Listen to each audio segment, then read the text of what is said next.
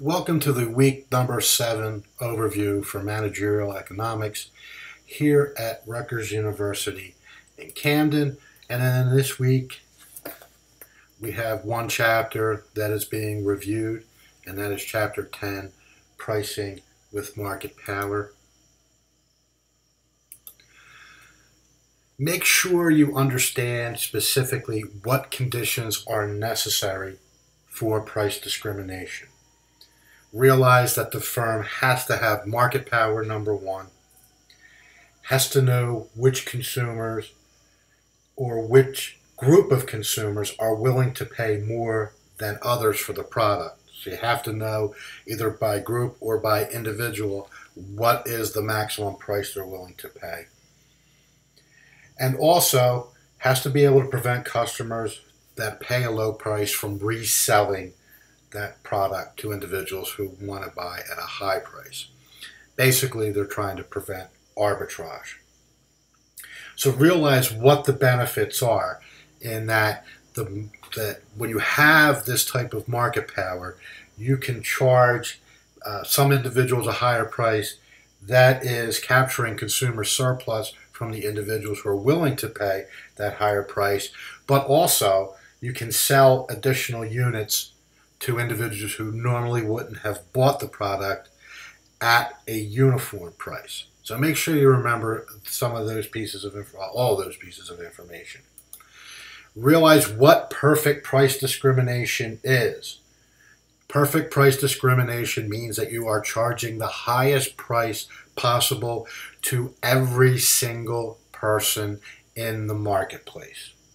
So this means it's going to capture all of the consumer surplus and convert that into profits. Realize that this is going to make consumers worse off because under this scenario, if you could actually do this, engage in perfect price discrimination, consumer surplus would be zero. No consumer would generate any surplus because they're being charged the highest price possible.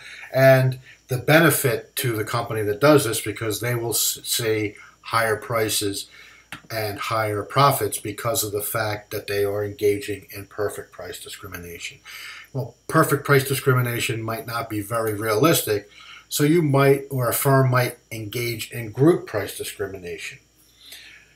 So if you're not able to perfectly price discriminate, you might be able to segment the market into groups of individuals by their price elasticity of demand. So make sure you realize that for group price discrimination, you don't have to know what individual, the maximum price individuals will pay, but if you can segment the market into different groups by their price elasticities and identify them, you can engage in group pricing discrimination. So group price discrimination for that. And obviously, the less elastic that group is, the higher price you're going to charge to that particular group. So realize that is one way that if you can't engage in perfect price discrimination, you can just segment, even if you just segment the market into two groups, you can engage in this group pricing. Also realize that some firms engage in nonlinear price discrimination. So this would be, for example, if you offered customers different prices depending on how many units they purchased. The example that's oftentimes given is quantity discounts. If you buy X amount more, I will charge you less for that. So realize that's another way of engaging in price discrimination, which is a nonlinear price discrimination.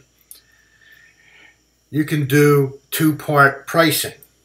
So you could charge, for example, consumers a fee for the right to buy your product.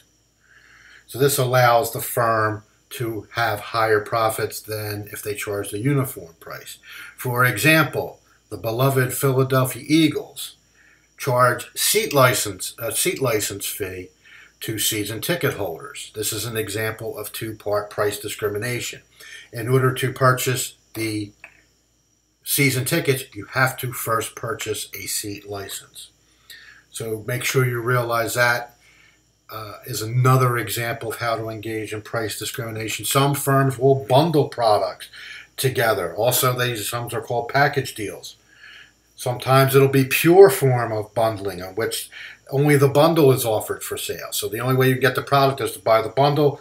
Others can use mixed bundling, which both the bundle and individual goods are offered for sale.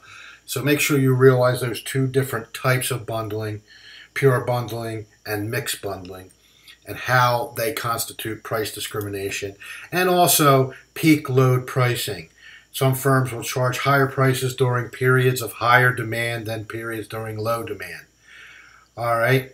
In particular, make sure you understand the importance of having capacity constraints in using peak load pricing. I will give you a personal example from me in the past with this.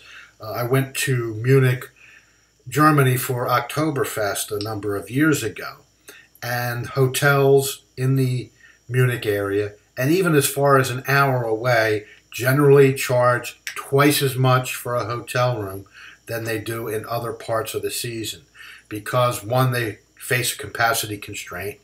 You have X amount of hotel rooms. You can't just increase the number of hotel rooms very easily. You have to go through a construction and whole processes of getting permits, etc. So they face that capacity constraint, but also there's a dramatic increase in the demand for hotel rooms during that period.